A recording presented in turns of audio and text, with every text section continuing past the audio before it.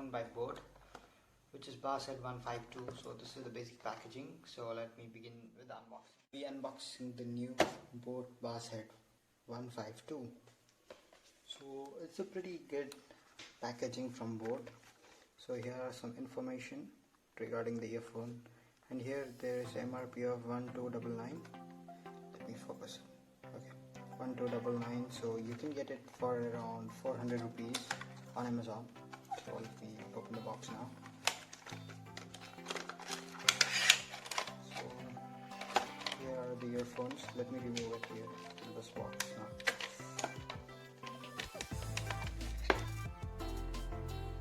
So this is a warranty card. The warranty period is 1 year, so that's pretty good. And this is the paperwork. It has all the Boat products with their brand ambassadors. And this is the earphone itself. Let me remove the cable tie. And Bose has included a braided cable this time under this price point, which is pretty good. And they have even given a L-shaped connector and with the gold plated tip, which is pretty good. It would be nice of Boat if they even included a braided cable here, but unfortunately it's rubber.